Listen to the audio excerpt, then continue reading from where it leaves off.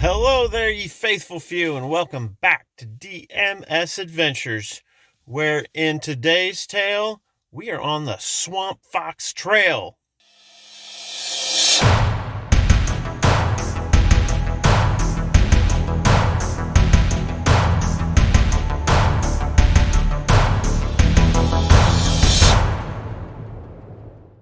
And when I say we, I mean we as in DMS Adventures, because I'm flying solo today. More on that later. Alrighty, so I've got a lot to say, but I've got about 6.5 miles to say it in, so I think we got the time, eh? When we decided to go on vacation down here in South Carolina, I had the thought it'd be cool to backpack somewhere down there, or at least hike. And you know, I knew some of the Rugged Mountain Gang may want to come. I knew some might not, but just in case, I packed everything for a full-on backpacking adventure for all four of us. Managed to fit it in just 2 bags. But I didn't know what we do or what was down here, if there was even any backpacking trails to go on. So we got down here, started looking, and here in South Carolina, where we're staying, is between Myrtle Beach and Charleston on the coast. And check this out. Got a swampage over there. So cool. Keeping my eye out for gators. I don't know. I checked on the wildlife, but didn't get a whole lot of info. Never said anything about gators. Anyway, so between where we're staying in Charleston is the Francis Marion National Forest. That name may not sound familiar. A name that may sound more familiar to you is Benjamin Martin. And that is because the character of Benjamin Martin in the movie The Patriot was loosely based on Francis Marion, who was known to the British during the Revolutionary War as the Swamp Fox. And right now, I am, well, more so on a road at the moment, but this is part of the Swamp Fox Passage, or Swamp Fox Trail. So I loved the movie Patriot. It's pretty awesome, especially the score from it. It's pretty awesome too. Very moving in the patriotic fashion. So, getting the chance, backpack, even hike on the Swamp Fox Trail was just a little too much to resist. So I put this idea out there to the Rugged Mountain Gang, and electronics, TV, warm house, all proved to be a little too much temptation for them. Yes, even the Rugged Mountain Mister. He did send me with Ray though, so at least I have company.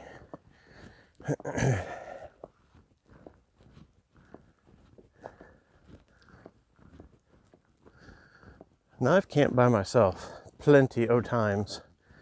However, I have never backpacked by myself before, or stayed out in the backcountry before by myself. I've even been at campgrounds that are no one's in them, they're empty.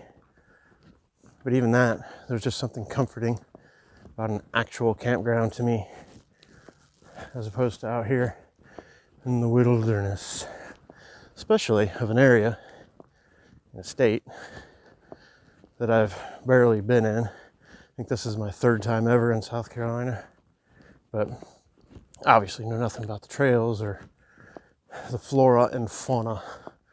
So I have to keep my eyes open for that. And if it appears that I'm out of breath, it's because I am completely out of shape. And here's the plan. Parked at a trailhead that's about 3 miles in on the trail itself. And there's 2 camping options for me. One's around 3 miles in, the other's around 6.5. And try and get to the 6.5 mile trail, or 6.5 mile campsite.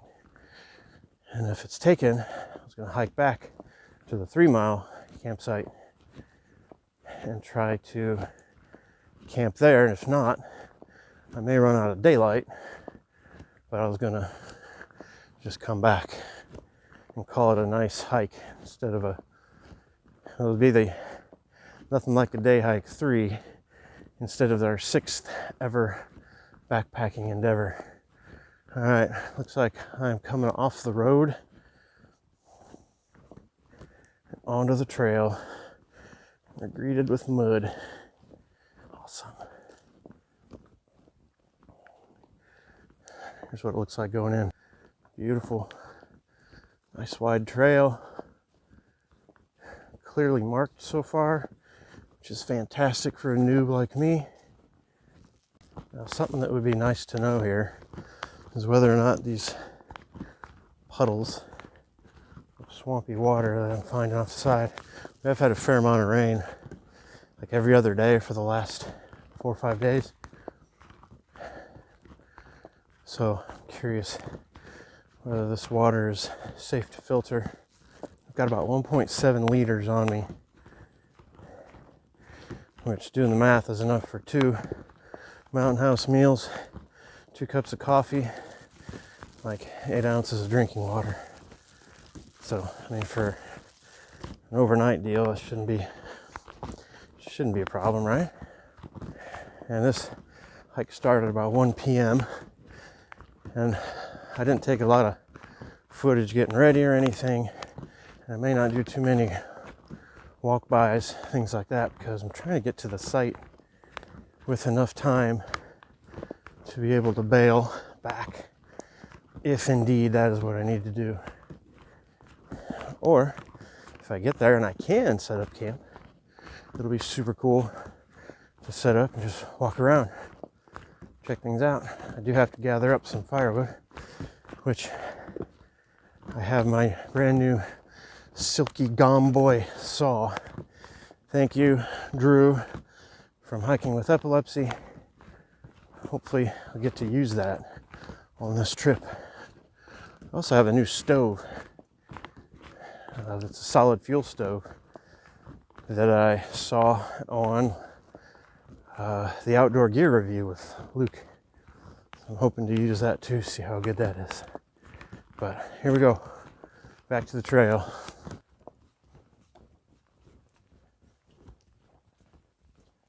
We're coming out into this pretty awesome open area. Came from the thick trees back there, and now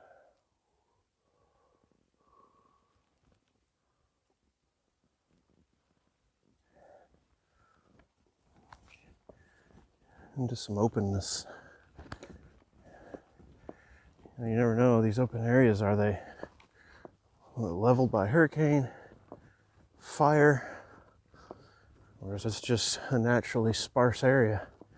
And I don't know.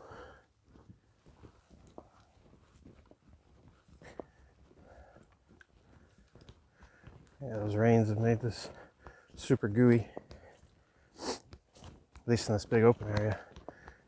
And the forest back there wasn't too bad.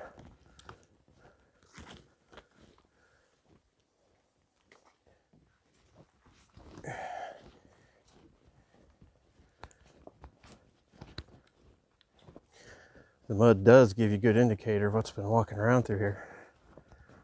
I've got some deer tracks for sure, and then some sort of canine. Looks too big to be coyotes, which I did read are around. The info for the trail said like grouse, turkeys, and coyote, or something like that. So, not entirely certain if there's going to be anything to deal with or not. You know, maybe they didn't mention the more dangerous fellows, wolves, bears, alligators, so they didn't scare potential would-be hikers and noobs like me.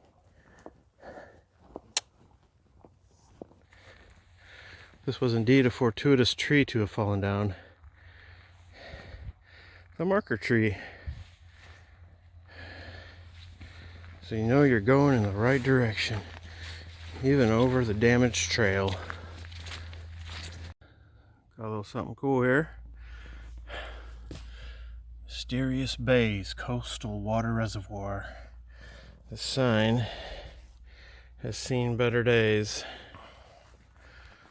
So apparently there are 25 distinct areas along the Francis Marion National Forest, more along the coast side, that has, I guess the terrain is just like sunk, and no one is really sure why from a geological perspective. And since we don't know, it should be okay to say, well, the creator just wanted some diverse habitat for his creation. And I'm totally okay with that. And even if we find a geologic reason why, as the creator, you're still the one that created it, you know? And if you don't believe that, that's okay. I think it makes it super cooler. Super cooler. Not sure about that for a word, but whatever. Point of communication. So I had a friend in high school. His name is Keith Ping. And he would argue with our English teacher that if what he wrote down, she understood what he meant, even if his grammar wasn't perfect, he seemed to think that that should be okay, because the point of language is to convey an idea or make a point, and she understood what he was saying, so it shouldn't be wrong. I don't know. What do you guys think of that take on English? I understand the point, but I'm also an engineer, so being precise, I kind of like being precise. Here. Got some forestry peeps up here doing their thankless work. Coming up on the first campsite. That's pretty quick. It was like less than 2.5 miles on the hike.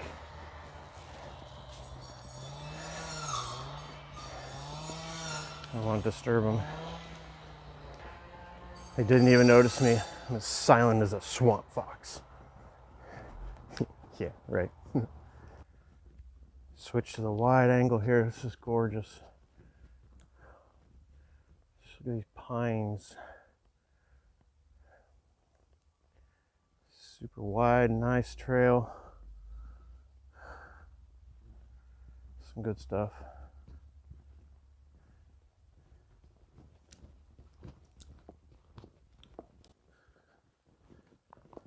I should have 4 more miles to go to get to campsite number 2. Man, I forget the name. Something dam. Wait. I did bring me a paper map. I haven't checked recently to see if I have signal or not, because my phone is my camera. And number 1 is the campsite. I can't remember the name, something dam. And that P on the right is where I started. So let's keep moving. There's another nice white blaze. Tell me I ain't lost.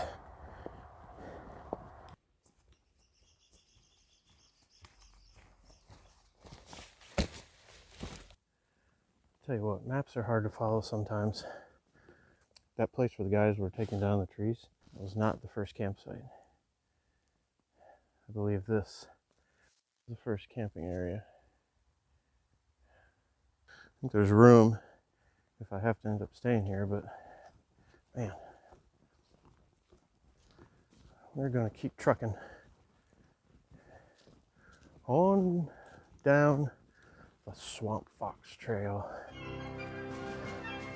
I'm just gonna keep saying that because it's cool. Walking a trail of history. I mean, who knows if Swamp Fox ever actually walked on this trail. They probably, built it in the 50s or something. Well, I finally came up behind my first fellow backpacker and his dog. I don't know if he noticed me or not. I just kind of stopped and let him move on ahead, especially if he's heading to the campsite I'm heading to. He should get there first if there's only room for one.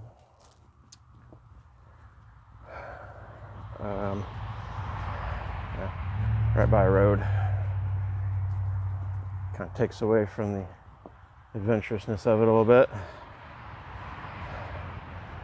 I did notice he had a Teton Sports backpack. Got that in common. Well, see what happens. Man, the sun's supposed to come out at some point. It'd be super nice if it did. There's only like a 5% chance of rain, supposedly. Feels like it's misting right now.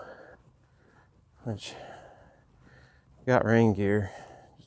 Still haven't caught back up to my fellow hiker yet either. He's around here somewhere. Looks like we have another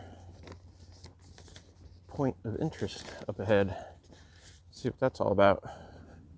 Here you go, everybody. Make sure and pause the video so that you can read all this awesome information. All we got is that Sally is strange this year. Aren't we all? Well, I met up with my fellow hiker. Apparently I passed him while he was off trail looking for a stealth site. But we got all these blue blazes, well, not really blazes, all these blue markings on these trees. And we are not, neither of us were sure what they meant. He mentioned they might be private property, and I remember reading something like that. And even though I do have signal currently, I wasn't able to find where I read that. So we're both looking for a site. It's around 3 something, 3:30 maybe. Been hiking for about 2.5 hours. Still got, I think, maybe a mile or so, mile and a half before we get there. So everything's still going good.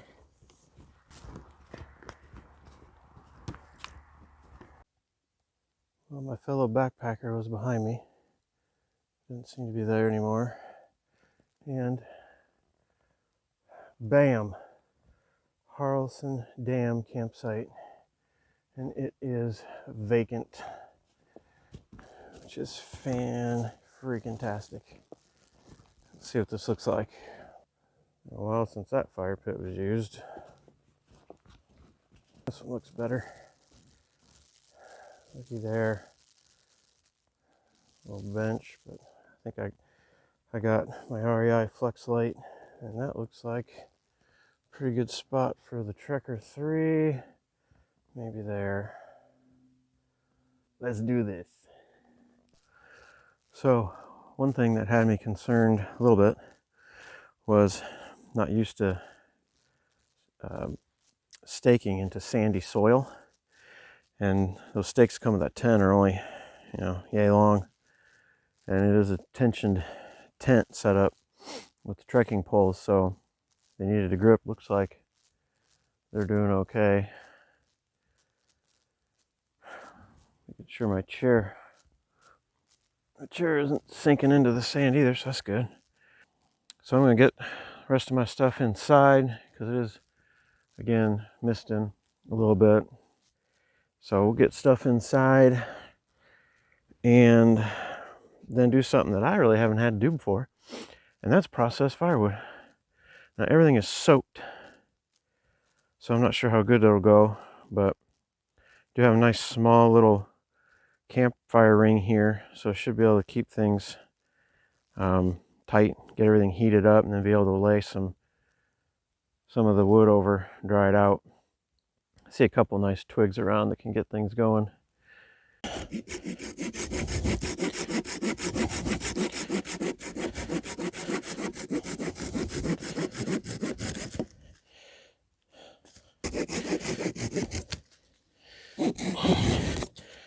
So, you faithful few, a couple observations I wanted to share with y'all before I lose all my daylight.